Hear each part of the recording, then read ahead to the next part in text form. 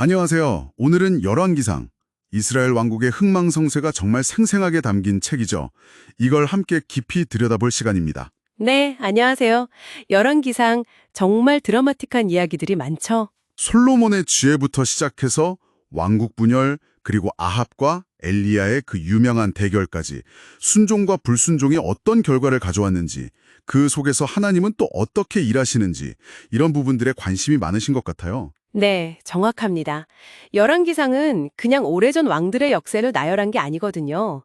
그 모든 이야기의 밑바탕에는 언약이라는 게 깔려 있어요. 언약이요? 하나님과 이스라엘 백성 사이의 약속 말이죠. 그렇죠.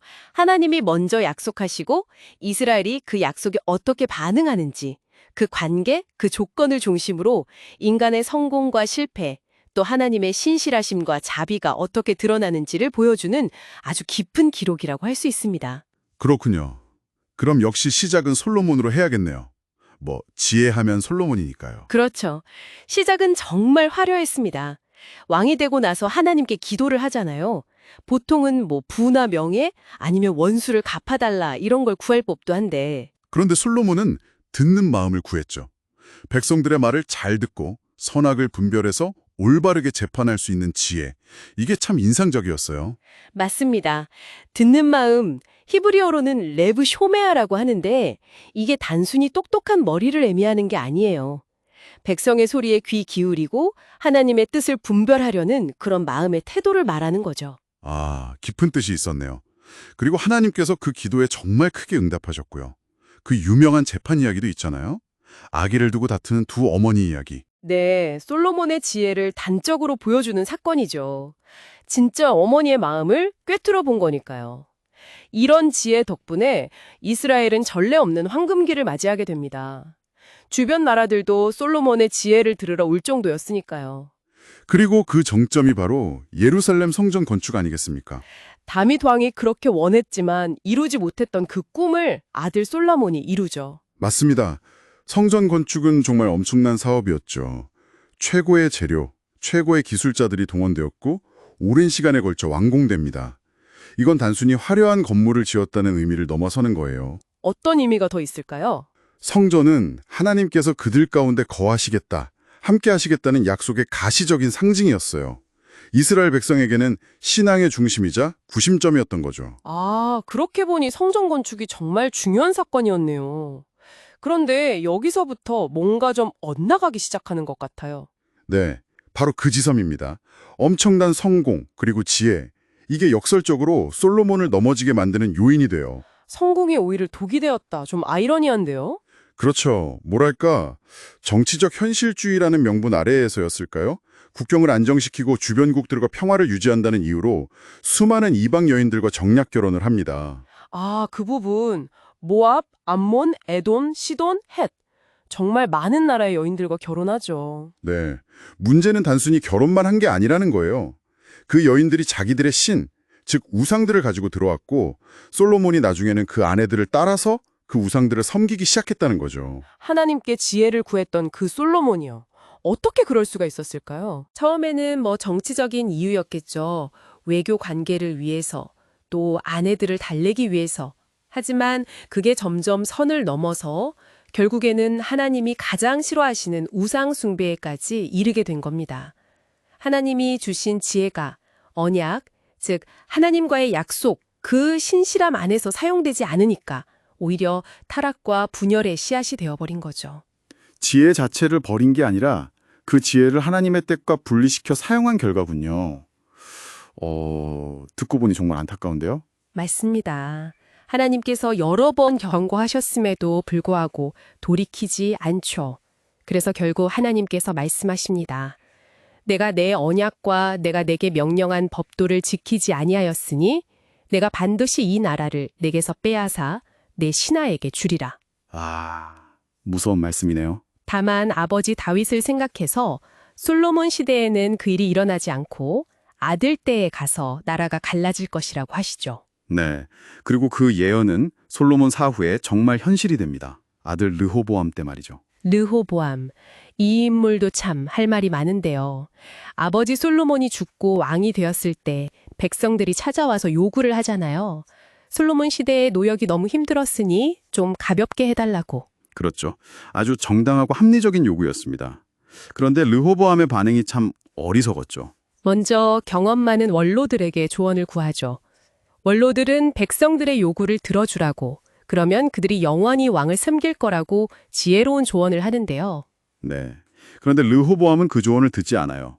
대신 자기와 함께 자라난 젊은 신하들에게 의견을 묻죠. 그 젊은 신하들은 뭐라고 하던가요? 아주 강경하게 나가라고 부축입니다. 내 새끼 손가락이 내 아버지의 허리보다 굵으니 내 아버지는 채찍으로 너희를 다스렸으나 나는 전갈 채찍으로 너희를 다스리리라 하소서. 이렇게요. 듣기만 해도 숨이 막히네요. 백성들의 마음을 얻기는커녕 완전히 등을 돌리게 만드는 말인데요. 정확합니다. 결국 이 대답이 결정타가 되어서 북쪽의 열 지파가 여로보암을 중심으로 떨어져 나가 북이스라엘 왕국을 세우게 되죠. 남은 유다와 베냐민 지파만이 르호보암을 따라 남유다 왕국을 이루고요. 한 사람의 어리석은 결정이 물론 그 배경에는 솔로몬의 죄도 있었지만 결국 나라를 두동강 내버린 거네요. 참 리더십의 중요성을 생각하게 됩니다. 네, 정말 그렇죠.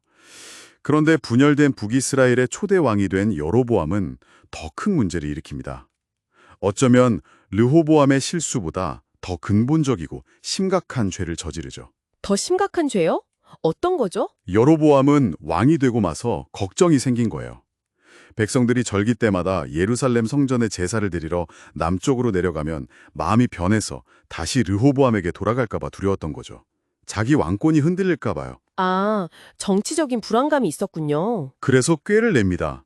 백성들이 굳이 예루살렘까지 갈 필요 없도록 북쪽 땅 두 곳, 베델과 단에 금송아지 상을 만들어 세워요. 금송아지요? 그거 출애굽 때 아론이 만들었던 거 아닌가요? 맞습니다. 바로 그 금송아지예요. 그러면서 백성들에게 이렇게 선포합니다. 이는 너희를 애굽 땅에서 인도하여 올린 너희 신이라. 와, 이거는 정말 심각한데요. 역사를 완전히 왜곡하는 거잖아요. 그렇죠. 하나님께서 행하신 구원의 역사를 자기가 만든 우상에게 돌리고 심지어 예배 장소와 제사장 제도까지 자기 마음대로 바꿔버립니다. 완전히 종교를 자신의 정치 권력 유지 수단으로 전락시킨 거죠. 듣기만 해도 아찔합니다. 하나님 보시기에 얼마나 가증했을까요? 네. 이 여로보암의 길, 즉 하나님을 버리고 우상을 섬기며 자기 마음대로 예배를 조작한 이 죄는 이후 북이스라엘 왕들의 평가 기준이 됩니다. 그리고 결국 북이스라엘이 아스르에게 멸망하는 근본적인 원인이 되죠. 한 사람의 잘못된 선택이 대대로 이어지는 저주가 된 셈입니다. 솔로몬의 타락, 르호보암의 어리석음, 여로보암의 신학적 위조, 열왕기상 초반부터 정말 숨가쁘게 흘러가네요. 네, 인간의 실패가 계속 반복되는 것 같죠? 시간이 흘러 북이스라엘은 점점 더 깊은 어둠 속으로 빠져듭니다. 특히 아합 왕 시대에 이르면 그 절정에 달하죠. 아합 왕, 그리고 그의 아내 이세벨. 이 두 사람은 정말 악명 높잖아요. 그렇습니다. 아합은 시돈 사람의 딸인 이세벨과 결혼하는데 이 이세벨이 바알 숭배를 아주 적극적으로 들여옵니다. 심지어 국가적으로 바알 숭배를 장려하고 여호와 하나님께 섬기는 신앙을 탄압하기 시작해요. 여호와의 선지자들을 죽이기까지 하죠. 정말 최악의 배교 시대였네요. 그런데 바로 이때 정말 강력한 인물이 등장하죠. 바로 엘리야 선지자. 네, 맞습니다. 혜성처럼 등장해서 아합 왕 앞에 딱 서서 선포하죠. 내 말이 없으면 수년 동안 비도 이슬도 있지 아니하리라. 와우, 엄청난 선포인데요. 실제로 가뭄이 들었고요. 네, 극심한 가뭄이 몇 년간 이어집니다. 이건 단순히 자연재해가 아니었어요. 당시 풍요와 비를 주관한다고 믿었던 신이 바로 바알이었거든요. 그러니까 엘리야의 선포와 가뭄은 바알이 헛것이고 진짜 하늘을 다스리는 분은 여호와 하나님이심을 보여주는 영적인 전쟁의 시작이었던 거죠. 아, 그런 의미가 있었군요. 그리고 그 영적 전쟁의 클라이맥스가 바로 갈멜산에서의 대결이죠. 와, 이 부분은 정말 영화 같아요. 그렇죠. 엘리야 혼자서 바알 선지자 450명, 아세라 선지자 400명, 물론 아세라 선지자는 불참했다는 해석도 있습니다만 과대결을 벌이는 장면이니까요. 각자 제단을 쌓고 제물을 올려놓고 불로 응답하는 신이 진짜 하나님이라고. 바알 선지자들이 먼저 막 소리 지르고 자기 몸을 해하면서까지 기도를 하는데 아무 일도 안 일어나죠. 엘리야가 심지어 조롱까지 하고요. 네. 더 큰 소리로 불러라. 그는 신인즉 묵상하고 있는지 혹은 그가 잠깐 나갔는지 혹은 그가 길을 행하는지, 혹은 그가 잠이 들어서 깨워야 할 것인지 아주 통쾌한 조롱이죠.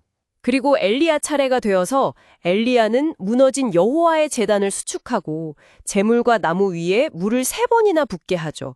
불이 붙기 어렵게 만드는 상황인데요. 그렇죠.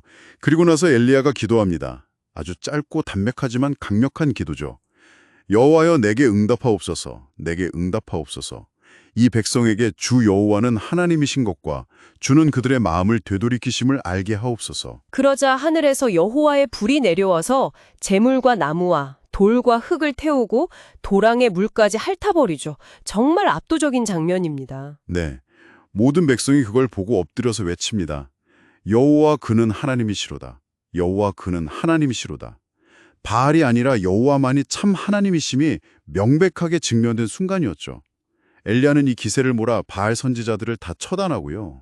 정말 대단한 승리였어요. 이제 모든 게 다 잘 풀릴 것 같은데. 그런데 이야기가 여기서 또 한 번 예상치 못한 방향으로 흘러가죠. 맞습니다. 이 엄청난 영적 승리를 거둔 엘리야가 이세벨이 자기를 죽이려 한다는 소식을 듣고는 갑자기 깊은 좌절감에 빠져버립니다. 아니, 하늘에서 불을 내린 선지자가 왕비의 협박 한마디에 그렇게 무너진다고요? 그게 좀 이해하기 어려웠어요. 스트레스와 위협 앞에서는 지치고 두려워할 수 있다는 거죠. 엘리야는 광야로 도망쳐서 로뎀나무 아래 쓰러져서 하나님께 죽기를 구합니다. 여호와여 넉넉하오니 지금 내 생명을 거두시옵소서. 나는 내 조상들보다 낫지 못하니이다. 일종의 번아웃 상태에 빠진 거죠. 아, 번아웃. 그렇게 보니까 조금 이해가 되네요. 정말 모든 걸 쏟아부은 뒤에 탈진 상태였을 수 있겠어요. 그렇죠. 그런데 하나님께서는 그런 엘리야를 책망하지 않으세요. 오히려 천사를 보내셔서 그를 어루만지시고 떡과 물을 먹이시며 쉬게 하십니다. 그리고 그를 하나님의 산 호렙산으로 인도하시죠. 호렙산, 거기는 모세가 하나님을 만났던 그 산 아닌가요? 네, 맞습니다. 아주 의미 있는 장소죠. 거기서 하나님은 엘리야에게 다시 한번 자신을 나타내 보이시는데 그 방식이 아주 특별해요. 어떤 방식이었죠? 강한 바람이 불어 산을 가르고 바위를 부수지만 그 가운데 하나님은 계시지 않았어요. 바람 후에 지진이 일어나지만 그 지진 속에도 안 계셨고요. 지진 후에 불이 있었지만 그 불 가운데도 계시지 않았습니다. 바람, 지진, 불, 다 엄청나고 강력한 현상들인데 거기에 하나님이 안 계셨다고요? 갈멜산에서는 불로 응답하셨잖아요. 그렇죠. 그런데 호렙산에서는 달랐어요. 그 모든 강렬한 형상들이 다 지나가고 난 뒤에 아주 세미한 소리가 들려옵니다. 그리고 하나님은 바로 그 세미한 소리 가운데 엘리야에게 말씀하세요. 세미한 소리, 이게 뭘 의미하는 걸까요? 여러 해석이 가능하겠지만 중요한 것은 하나님의 일하시는 방식이 항상 그렇게 극적이고 압도적인 것만은 아니라는 걸 보여준다는 점이에요. 때로는 조용하고 개인적인 만남 속에서 내면의 깊은 곳에 들려오는 그 작은 음성을 통해 하나님은 우리를 만나시고 인도하신다는 거죠. 아, 갈멜산의 불같은 능력도 하나님의 역사지만 이 세미한 소리 같은 조용한 위로와 인도하심도 하나님의 역사라는 거군요. 바로 그겁니다. 그리고 하나님은 절망 속에서 나만 남았다고 생각하는 엘리야에게 위로와 새로운 사명을 주십니다. 아직 바알에게 무릎 꿇지 않은 7,000명이 남아있다는 사실을 알려주시고 또 하사엘을 아람 왕으로, 예후를 이스라엘 왕으로, 그리고 엘리사를 자신의 후계자로 기름 부으라는 구체적인 임무를 맡기시죠. 그러니까 엘리야의 사역이 끝난 게 아니라 오히려 새로운 국면으로 접어드는 거네요.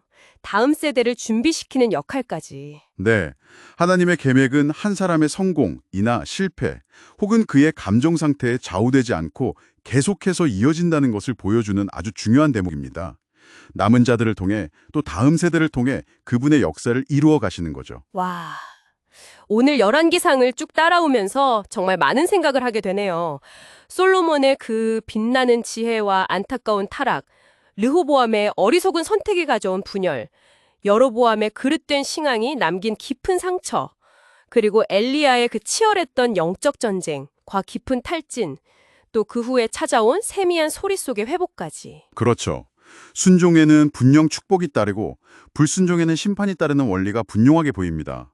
하지만 동시에 그 인간의 연약함과 실패 속에서도 하나님은 끊임없이 선지자를 보내 말씀하시고 또 남은 자들을 통해 당신의 구원 계획을 포기하지 않고 이어가신다는 그 신실하심 또한 발견하게 되죠. 네, 정말 그렇네요.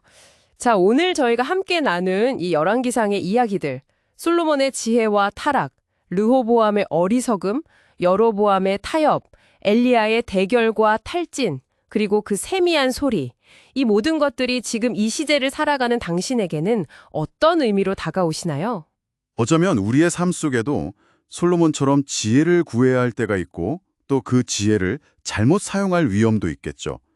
르호보암처럼 잘못된 조언에 귀 기울여 실수를 저지를 수도 있고요. 혹은 여로보암처럼 현실과 타협하며 신념을 저버리고 싶은 유혹을 받을 수도 있습니다. 엘리야처럼 큰 일을 감당하고 난 뒤에 깊은 무력감에 빠질 수도 있겠고요. 네, 바로 그런 순간들 속에서 열왕기상의 이야기들이 우리에게 거울이 되어줄 수 있을 것 같아요. 우리의 선택과 리더십, 신앙의 여정을 돌아보게 하는 질문들을 던져주죠. 그리고 어쩌면 가장 힘들고 연약하다고 느껴지는 순간에 예상치 못한 방식으로 우리에게 들려오는 세미한 소리가 있을지도 모릅니다. 네. 오늘 이 이야기가 당신의 삶 속에서 그 세미한 소리에 귀 기울이는 계기가 되었으면 좋겠습니다. 당신이 지금 귀 기울여야 할 그 소리는 무엇일까요? 한번 조용히 생각해 보시면 어떨까 싶네요.